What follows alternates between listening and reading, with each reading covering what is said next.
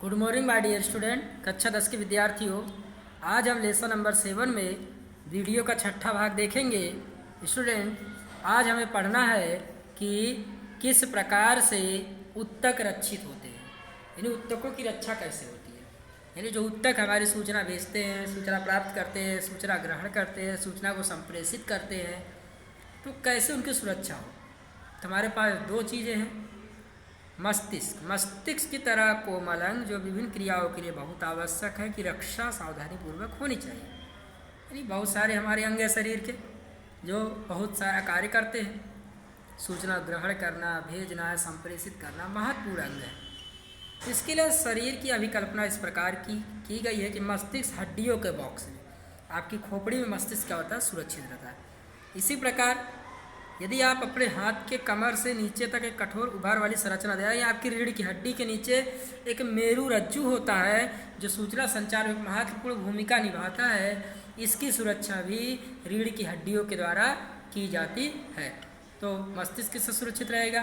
तो मस्तिष्क जो है आपका खोपड़ी से सुरक्षित रहता है। मेरु रज्जु किस में सुरक्षित रहेगी? तो मेरु रज्जु रीढ़ की हड्डी में सुरक्षित रहती है। इस प्रकार से जो हमारे शरीर के महत्वपूर्ण उत्तक हैं वो क्या होते हैं, सुरक्षित रहते हैं।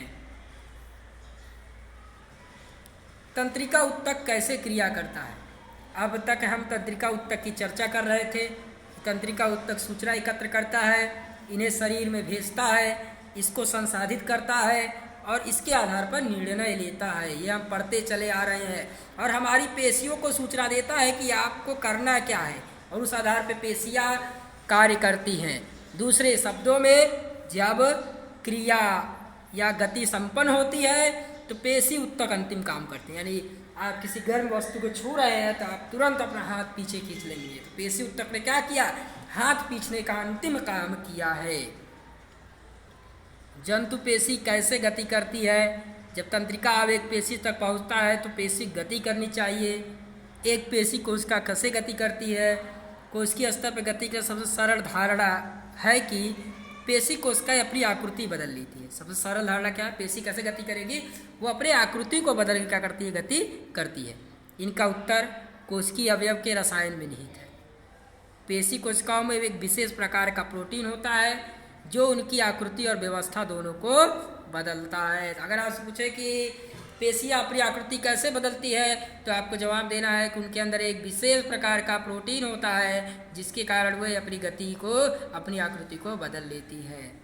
कोशिका में तंत्रिका विद्युत आवेग की अनुक्रिया के फलस्वरूप होता है। यानी जब शरीर या मस्तिष्क जो है सूचना भेज देगा तो उसके फलस्वरूप क्या होगा कि हमारे शरीर में प्रतिक्रिया उत्पन्न होगी और अपने हाथ को, अपने पैर को पीछे खींच देंगे।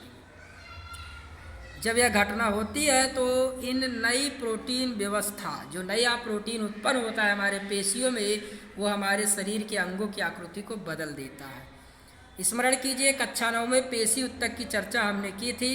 वहाँ पर हमने बात किया था ऐच्छिक पेशी और अनैच्छिक पेशी। अनैच्छिक पेशी मतलब जो हम अपनी इच्छा से कार्य करवा सके, और अनैच्छिक पेशी जिसे हम अपनी इच्छा से कार्य नहीं करवा सकते। इन दो भागों में हम इन पेशियों को क्या करते हैं, बांटते हैं। तो उम्मीद है स्टूडेंट इतना आपको समझ में आया होगा। अब हम अगले वीडियो में और भी चर्चा विचारणा करने की बात करेंगे। चलिए अगले वीडियो की बात छोड़ दीजिए, हम इसी वीडियो में चर्चा कर लेते हैं।